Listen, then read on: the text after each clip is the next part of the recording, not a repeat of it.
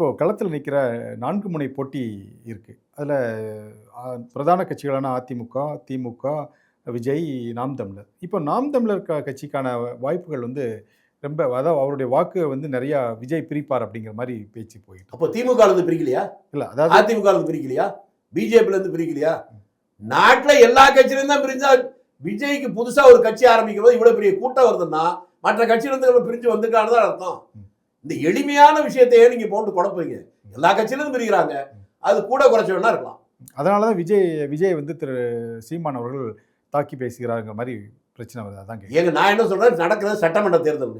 சீமான் இல்ல, யாரா வேணாலும் இருக்கட்டும். சட்டமன்ற தேர்தலில் 5 ஆண்டு காலங்கள் ஆட்சி பண்ண ஆட்சியில சிறப்பா இருந்தா ஆதரிப்பதும், குறையா இருந்தா அதை எதிர்ப்பதும் தான் ஒரு விவரம் தெரிந்த நல்ல நாகரிகமான ஜனநாயக அரசியல். அதுதான்.